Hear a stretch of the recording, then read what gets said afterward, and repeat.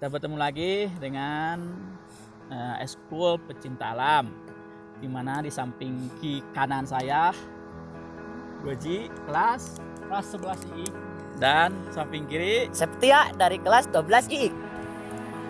Ini adalah salah satu kegiatan dari Sanipala, ya, atau nanti istilahnya adalah seorang pecinta alam. Tetapi kita melihat fenomena yang sekarang ini, pecinta alam itu begitu banyak digeluti. Padahal dulu-dulu yang disebut pecinta alam adalah orang-orang yang memang tidak punya kerjaan, ya, hanya sebatas meluangkan waktu di alam bebas. Padahal kenyamanan itu adanya bukan di alam bebas, tapi di kamar atau di rumah. Ya, tapi sebenarnya filosofinya bukan seperti itu. Bukan kita ke alam itu mencari kenyamanan, tetapi kita ke alam itu adalah mencari ketenangan. Karena kita membedakan antara tenang dan nyaman.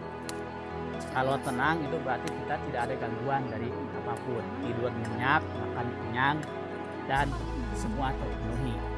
Tapi ketika ketenangan jiwa itu tidak bisa hadir hanya di dalam kamar atau di ruang pembelajaran atau di para pekerja-pekerja pegawai, ya.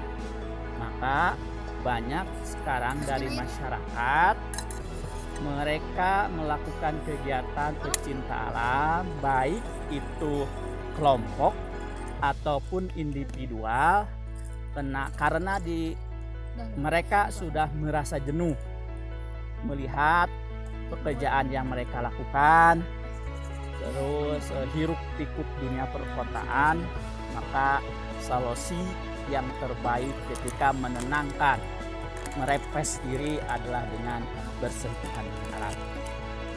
Ya, bersentuhan dengan alam itu bukan hanya sekedar naik gunung, bisa juga nanti ada istilah susur pantai, sungai ataupun gua. Tapi kita fokus ke gunung saja, karena resikonya lebih sedikit dibandingkan susur sungai ataupun susur pantai.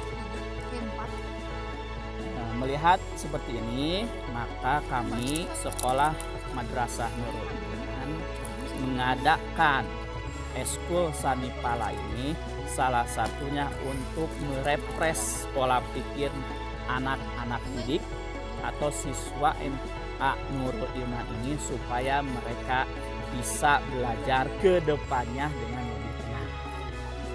Kalau istilah komputer ada istilah diinstal ulang atau diupdate. Maka manusia itu sebetulnya diupdate-nya oleh alam itu sendiri dengan cara kita menjelajahi alam ciptaan Allah. Karena kita banyak sebagai seorang muslim pernah mendengar di dalam Al-Quran Nabi Musa alaihissalam. Nabi Musa alaihissalam dipanggil oleh Allah ke puncak apa? Puncak naon? Terang naon? Puncak naon? Puncak Guasur. Puncak Piramid. Bukan puncak Piramid. Gunung Sinai. Ya. Di Gunung Sinai itu sebetulnya kita dalam konteks ayatnya kan dipanggil oleh Allah untuk menghadap.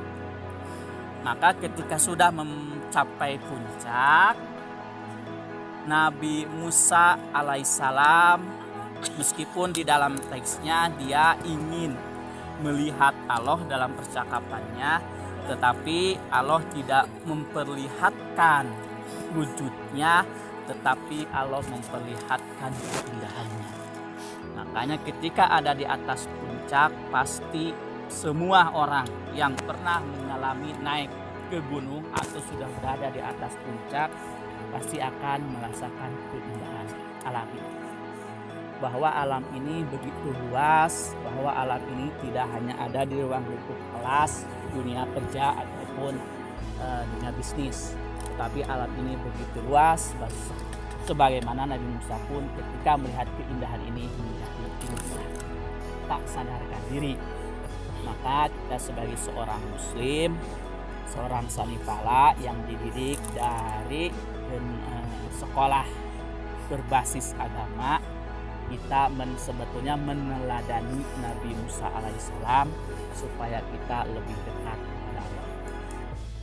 Karena dekat dengan Allah bukan hanya sebatas sholat, sebatas hanya beribadah, tapi pola pikir kita pun harus dekat dengan Allah. Maka dari itu untuk adik-adik atau nanti generasi ke depan, setelah generasi ini tidak ada, maka harus ada yang melanjutkannya, yaitu kelas 10 atau kelas yang baru. Maka di sini fungsi dari Sanipala adalah untuk menghilangkan kebosanan ketika kita berada di dalam kelas ataupun ketika kita berada di lingkungan sekolah. Karena setiap manusia pasti ada bosan. Maka salah satunya supaya tidak bosan adalah dengan mengadakan eskul sekolah itu. Tapi yang lebih menyenangkan adalah menjadi anggota Sanipala karena akan melihat keindahan alam Allah yang sebenarnya. Itulah mungkin beberapa kata yang bisa saya sampaikan. Mudah-mudahan kita semua menjadi sesuatu yang lebih baik lagi ke depannya, karena kita telah menjelajahi alam ini dengan penuh keikhlasan dan kesabaran. Ini adalah salah satu kegiatan dari Sanipala yang dimana pertama-tama seorang anggota Sanipala harus bisa memasang sebuah tenda atau istilahnya sekarang disebutnya dom. Pembuatan tenda atau dom ini membutuhkan kerjasama dari pihak anggota. Minimal untuk pembuatan tenda dom adalah 4 orang. Kalaupun yang sudah ahli bisa 2 orang atau 1 orang pun bisa, tergantung dari keahlian dan keterampilan dia pertama membuat sebuah dom. Tetapi intinya ketika seorang Sanipala itu harus bisa bekerja sama, baik itu laki-laki ataupun perempuan. Tidak ada istilah yang harus dikesampingkan, atau tidak boleh ada istilah saya yang paling bisa, saya yang paling pandai, ataupun saya yang paling sering naik gunung. Tetapi dari seorang pecinta alam adalah saling menurunkan egonya masing-masing, karena kalau tidak menurunkan egonya masing-masing maka kita tidak akan pernah mencapai puncak, ataupun ketika membuat tenda pun kita tidak akan pernah bisa jadi. Maka itulah resiko kalau kita tidak bekerja sama. Maka saya sebagai pembina harus bisa menurunkan ego dari setiap anggota masing-masing.